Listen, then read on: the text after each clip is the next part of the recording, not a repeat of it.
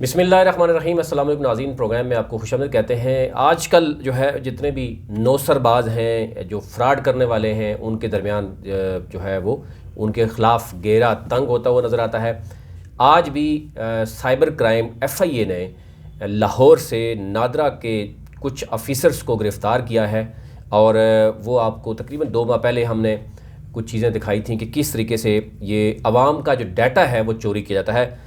यही कुछ चीज़ें जो हैं वो B4U के हवाले से भी हैं कि तकरीबन जो 4.5 लाख या 5 लाख की बात की जाती है। जो इसके अलावा भी जितने भी लोग B4U के साथ कॉन्टेक्ट्स करते रहे हैं उनका डाटा बेचने की बात की गई है और उसके एवज़ जो है वो शायद कि जितना भी पैसा मिलता है, जो मफादात मिलते हैं, लेकिन वो डाटा जब किसी को सेल किया जाता है उसका क्या नुकसान हो सकता है। इसी तरीके से बाकी जो इस तरह की दीगर कंपनीज़ हैं, लासानी वाले ने आपने देखा होगा कितने लोगों के साथ फ्रॉड किया, और आल पाकिस्तान प्रोजेक्ट के लोगों के कि एक वन मैन शो होता है जिसके पास सारा का सारा डाटा होता है और फिर वो इस डाटा के साथ खेलते हैं। ये कुछ कंपनीज़ को फ़रोख्त किया जाता है और उसका वो कंपनीज़ क्या करती हैं ये अभी कुछ भी कहना कबल वक्त है, लेकिन ज़ाहिर है हर मामला देखा जाता है। आज जो क्या हुआ है लाहौर में, सिमिलर एक स्टोरी इस्लामाबाद में भी थी जिसमें नादरा के अफसरान के ख़िलाफ़ उनके ख़िलाफ़ FIR भी हुई और वो जेल को उनका हवा खानी पड़ी।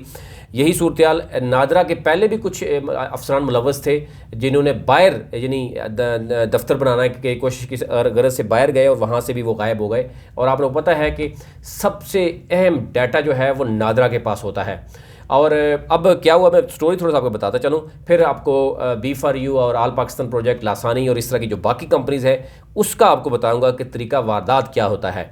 ये कंपनी तो कहलाती हैं लेकिन इनका वन मैन शो या 1-2 बंदों के अलावा किसी के पास कोई जो है इन्फॉर्मेशन नहीं होती। वो इन्फॉर्मेशन कहाँ कहाँ पे होती है, कहाँ दी जाती है, अभी तक लासानी का जितना भी डाटा है वो किसको सेल किया गया था, वो चोरी कैसे हुआ। अब FIA के पास जब डाटा आया तो मालूम ये हुआ है कि वो डाटा कहाँ कहाँ पे इस्तेमाल हुआ और किस तरह सिमिलर जो कंपनीज़ हैं उनको किस तरह डाटा सेल किया जाता है। यानी सपोज़ B4U आज बंद होती है तो मैं यानी आप फ्रॉड करना चाहता हूँ तो डेफिनेटली मैं एक तरीके से B4U के जितने भी मेंबर्स हैं उनका डाटा जो है वो परचेज़ कर सकता हूँ। यानी उस परचेज़ या सेल करने का जो डाटा है उसकी कीमत तय होगी और वो मैं आल पाकिस्तान प्रोजेक्ट हूँ लासानी से ये ख़रीद कर फिर क्या होता है कि उन लोगों तक पहुंचा जाता है जो इस तरह की नेटवर्कर के जो है वो आसानी से बातों में आ जाते हैं। इसको कहते हैं रेलेवेंट डाटा। और ये मुख्तलिफ इदारे जिनके पास डाटा होता है वो किस तरीके से इसको बेचते हैं, जो ख़रीदने वाले हैं वो कैसे फ्रॉड करते हैं। अब आपसे बात करते हैं जिन FIA हुकाम ने लाहौर से साइबर क्राइम की, पहले इस्लामाबाद के ऊपर हमने एक स्टोरी की थी, उसमें वकार अली, आकिब अली, राशिद जावेद, इरफान और मोहम्मद वकास इनमें शामिल हैं।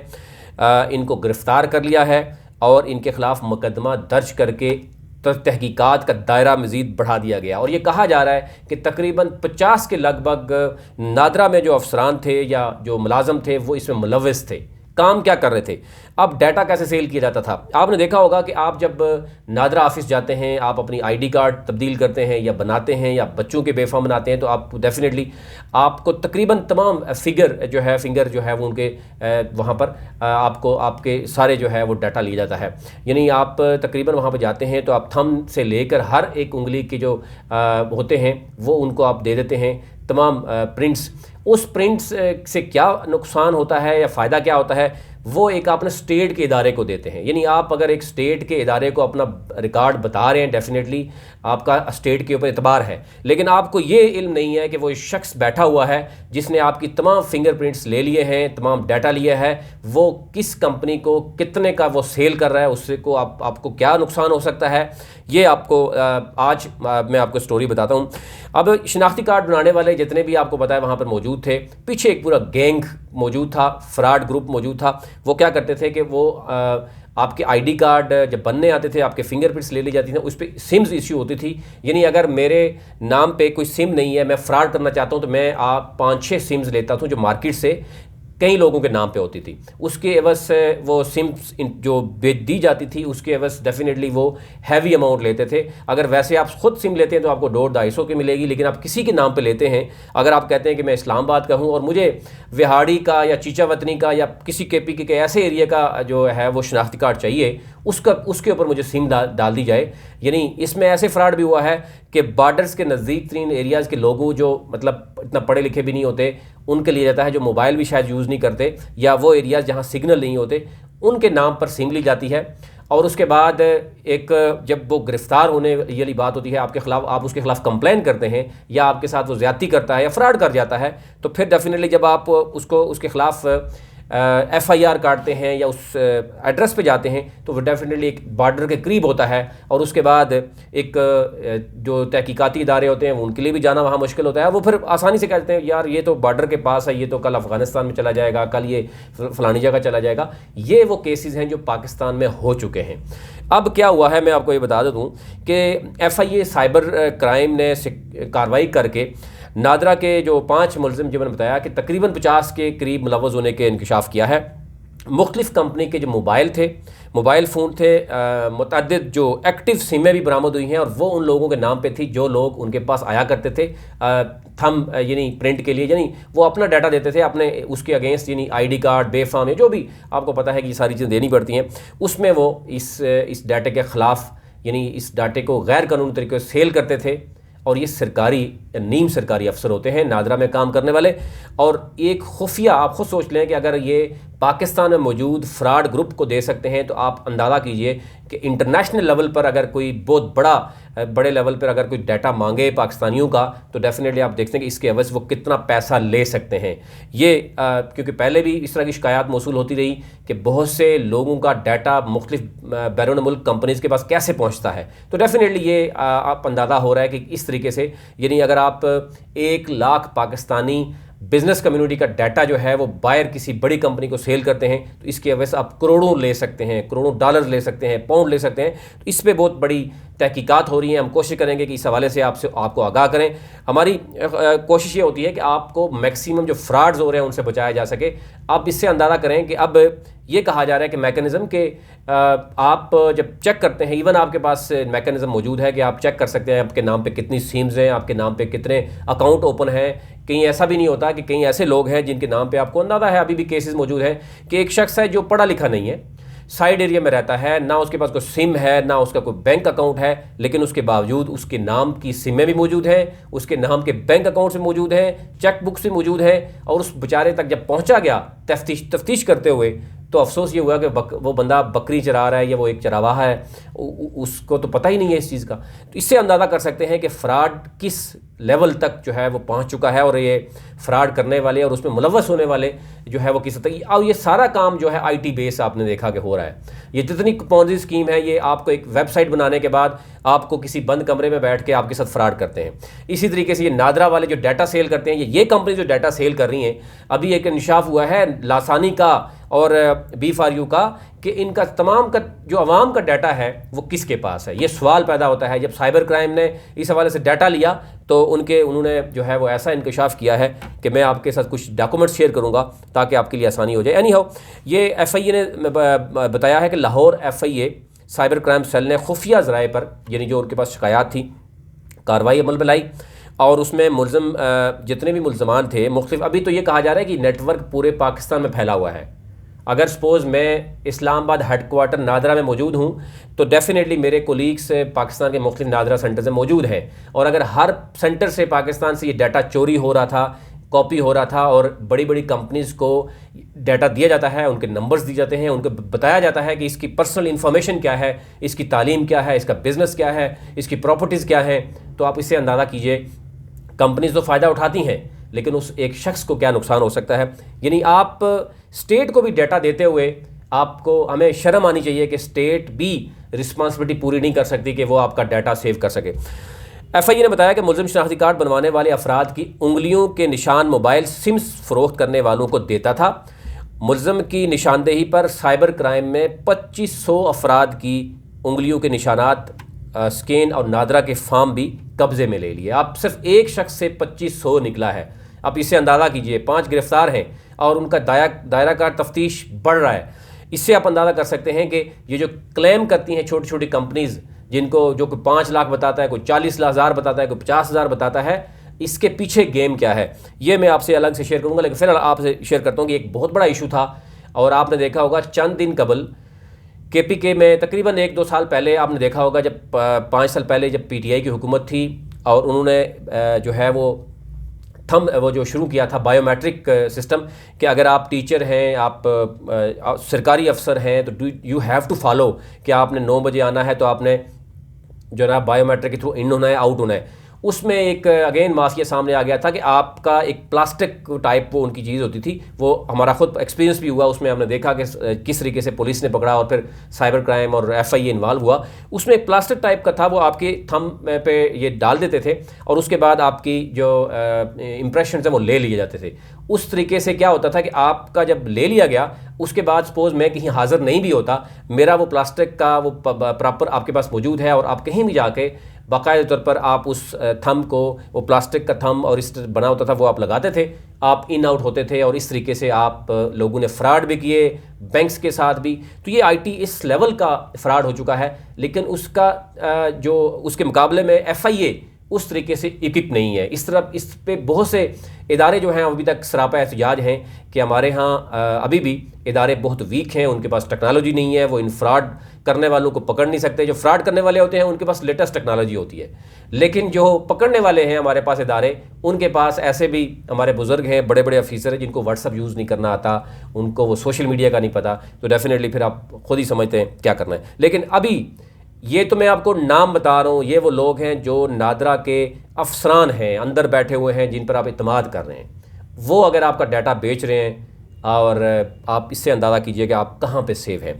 एनी हाउ, अभी 2500 अफराद की जो उंगली एक बंदे से जो मिला है, निशानात और नादरा के फार्म भी कब्ज़े में ले लिए हैं। मोबाइल सिम्स अगवा बराए तावान, बत्ताखोरी और दीगर जराइम में इस्तेमाल होती थी, होती नहीं है, होती थी, यानी वो पूरा रिकॉर्ड जो है वो अब कैप्चर में ले लिया गया है।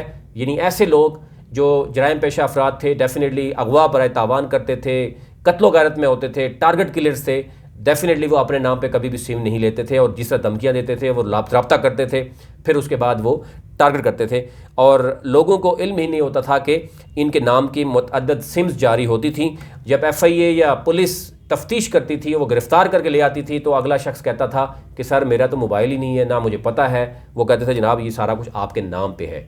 और डेफिनेटली जब आपके पास नाम पे कोई भी चीज़ निकलेगी, वो असला हो या वो गाड़ी हो या वो बारूद, यानी ऐसी भी शख्स हैं जिनके नाम पर गाड़ी ली गई, वो स्टोरी ये भी आपसे किसी दिन शेयर करेंगे। उस शख्स को पता ही नहीं है उसके नाम पे गाड़ी है, वो गाड़ी एक बहुत बड़े फ्रॉड में इन्वॉल्व होती है, टारगेट किलिंग में वो इन्वॉल्व होते हैं। बाइक्स पता चलता है कि जनाब वो तो मेरा है ही नहीं है, वो किसी और के नाम पे था। तो ऐसा FIA ने जो एक मैकेनिज़्म तैयार किया है कि अगर आप के ID कार्ड के थ्रू आप अपने नाम पे सिम्स, मोटर बाइक, गाड़ियाँ, या अगर आपके नाम पे कोई भी प्रॉपर्टी या कोई भी ऐसी चीज़ मौजूद है तो आप कैसे चेक कर सकते हैं, वो पूरा एक इंटरव्यू आपके साथ शेयर करेंगे और पूरी उसमें डिटेल बताएंगे कि आम शहरी भी किस तरीके से अपने आप को इन फ्रॉड से बचा सकता है। अब चलते हैं जनाब, जो मैंने आपको जिक्र किया B4U और ऑल पाकिस्तान प्रोजेक्ट, लासानी ग्रुप और KB ग्रुप और ये सारे बड़े बड़े ग्रुप्स हैं। इसमें जो FIA के अफसरान हैं और एक जो शख्स ख़रीदने वाला था, वो इन दोनों के जो चीज़ें सामने आई हैं वो इंतहाई यानी ऐसी तफ्तीश अभी हो रही है, मैं आपसे शेयर नहीं कर सकता, लेकिन इंतहाई हैरानकुन मामलात हैं कि कई ऐसी कंपनीज इसमें इन्वॉल्व हैं जिनके पास 1 लाख का डाटा है, 50,000 का डाटा है और उनको ये भी पता है कि ये इसकी पोर्टफोलियो क्या है, ये बंदा रहता कहाँ है, इसकी इनकम क्या है, इसने कितना अभी तक।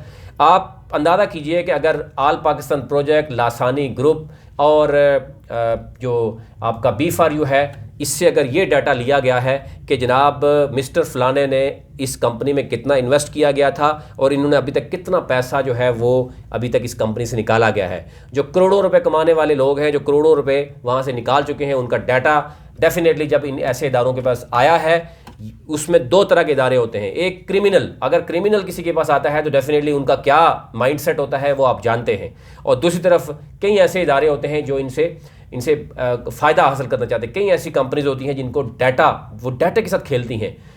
आपने नोट किया है कि नादरा के पास डाटा ही असल चीज़ है, जो वो सेल, यानी वो डाटा जो सरकार की सतह पे है। ये जो छोटी मोटी कंपनीज हैं इनके लिए तो मसला ही नहीं है। आपको इल्म होगा, मैं आपसे शेयर भी करूंगा कि दुनिया में ऐसी कई कंपनीज हैं, जब फेसबुक की इवन एक डाटा देने पर से फेसबुक को भी एक मुल्क में हैवी जो है वो फ़ाइन होता है क्योंकि वो आवाम से पूछे बगैर किसी डाटा शेयर नहीं कर सकती। लेकिन एक ऐसी 2-4 कंपनीज हैं जिसने आपका डाटा सेल कर दिया, किसी जगह डर के दे दिया, किसी इदारे ने पूछ लिया। अब वो इदारे आपके साथ कैसे कोऑपरेट करेंगे, कुछ पॉजिटिव कुछ नेगेटिव, और इन चीज़ों से बचना कैसे है, ये हम आपसे शेयर करेंगे। लेकिन ये ज़रा मामला आज बड़ा क्रूशल था, वो आपके सामने रखा। कुछ लोगों ने ये पूछा था कि जनाब B4U के एक इस्लामाबाद में एक खातून है जो बेवा हैं, और ज़ाहिर मैं उनका नाम नहीं लेना चाह रहा, उन्होंने अपने प्लाट सेल करके वो उन्होंने B4U में लगाए थे। गुज़िश्ता 4 माह से उनको विड्रावल नहीं मिल रहा। उनकी जो टॉप लीडर्स हैं वो भी परेशान हैं और वो भी तसल्ली उनको दे नहीं पा रहे।